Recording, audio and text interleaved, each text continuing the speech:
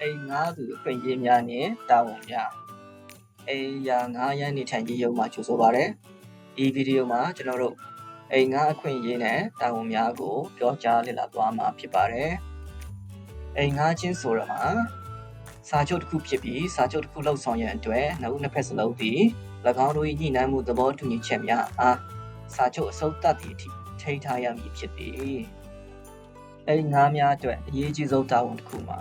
အိမ်ငါးခကိုအချိန်မီပေးဆောင်ရန်ဖြစ်သည်။အိမ်ငါးခပေးရန်နောက်ကျခြင်းသို့မဟုတ်မပေးခြင်းသည်နှင်ထုတ်ခြင်းခံရဖို့အတွက်အကြောင်းရင်းဖြစ်သည်။အိမ်ရှင်ကသူတို့ကိုသူတို့တရားမဝင်တစ်ခုခုလှုပ်ထားရင်တောင်အိမ်ငါးခကိုမပေးဘဲစုပ်ကန်ထားဖို့တရားဝင်အကြောင်းပြချက်မရှိပါဘူး။တဖန်အိမ်ရှင်များသည်အခကြေးမပေးသောငါးရန်ခအပါအဝင်ဤသည့်အကြောင်းကြောင့်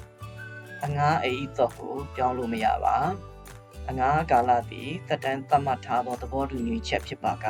အိမ်ငါးများသည်သက်တမ်းတစ်ခုလုံးအတွင်းငါးရန်ခအလုံးအတွက်တာဝန်ရှိပါသည်။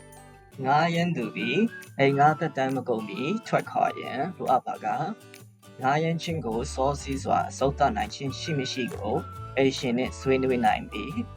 အစားထိုးငါးရန်သူရှိတဲ့အကျိုးပြုနိုင်ပြီးအိမ်ငါးများအတွက်နောက်ထပ်ရွေးချယ်စရာတစ်ခုကတော့အိမ်ငါးကြံရှိနေသေးတဲ့သက်တမ်းအတွက်အခြားတစ်စုံတစ်ဦးအားအဆင့်ငားလိုက်နိုင်ပြီးအိမ်ငါးသူသည်အခြားတစ်စုံတစ်ယောက်အားအဆင့်ထ50လို့လင်အိမ်ရှင်ထံမှခွင့်ပြုချက်ရှိရမည်။တို့အရာတွင်အိမ်ပိုင်ရှင်များသည်ခိုင်လုံသောအကြောင်းပြချက်မရှိဘဲခွင့်ပြုချက်ကိုငြင်းပယ်၍မရပါ။ခါပြန်တွင်အိမ်ပိုင်ရှင်သည်ပြုပြင်မှုပုံမွားတုတ်တင်ခြင်းသို့မဟုတ်ပြုပြင်မွမ်းမံခြင်းစသည့်အရာများအတွက်အိမ်ငါးရန်သူအားအိမ်အဆောက်အဦမှာယာယီဖယ်ပေးရန်လိုအပ်မည်ဖြစ်သည်။အကယ်၍ထို့သို့ဖြစ်လာပါကအိမ်ငါးတူသည်၎င်းတို့၏ငါးရန်ထားသောပိုင်ဆိုင်မှုကိုအပြည့်အဝအသုံးပြုခြင်းသို့မဟုတ်ဝင်ရောက်ခွင့်မရှိပါက၎င်းတို့သည်ကာလအတွင်းအပိုကုန်ကျစရိတ်များအတွက်ရော်ကြေးခံစားခွင့်ရှိနိုင်သည်။ရော်ကြေးခံစားခွင့်တွင်အိမ်ငါးမှအခန်းမှဖယ်ပေးရသည့်အချိန်အတွက်အိမ်ငါးခရှော့ဈေးသို့မဟုတ်ဟိုတယ်ခန်းအတွက်ကုန်ကျစရိတ်များပါဝင်နိုင်သည်။အိမ်ပိုင်ရှင်များနှင့်အိမ်ငါးများသည်အိမ်ငါးအတွက်ရော်ကြေးများပါဝင်အခြားအစီအစဉ်များကိုကြိုတင်ဆွေးနွေးသင့်သည်။ငါးရန်မှုကာလတစ်ခုအတွင်းအိမ်ငါးများသည်၎င်းတို့ဖြစ်ပေါ်စေသည့်ပျက်စီးဆုံးရှုံးမှုမှန်သမျှကိုပြုပြင်ရန်နှင့်ငါးရန်ထားသောပိုင်ဆိုင်မှုကိုကြိုးကြောင်းစီလျော်စွာတန့်ရှင်းအောင်ထားရန်တာဝန်ရှိသည်။အိမ်ငါးသူများသည်အနီးနားတွင်နေထိုင်သည့်အခြားအိမ်ငါးများကိုလည်းသတိထားသင့်သည်။ငါးရန်သူအလုံးသည်အငါးအိမ်၏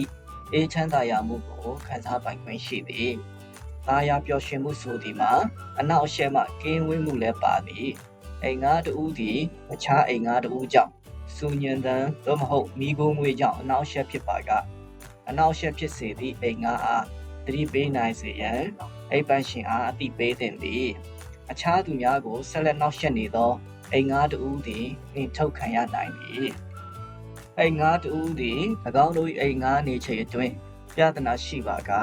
ပထမအဆင့်မှာ၎င်းတို့၏အိမ်ပိုင်ရှင်နှင့်စကားပြောရန်ဖြစ်သည်။တူချင်းတူဆွေးနွေးစကားပြောဆိုမှုများသည်အကျိုးရှိသည်။ပုံမသိရှိလိုပါကကျွန်တော်တို့၏ website www.saskatchewan.ca/ort တွင်ဝင်ရောက်ကြည့်ရှုနိုင်ပါသည်။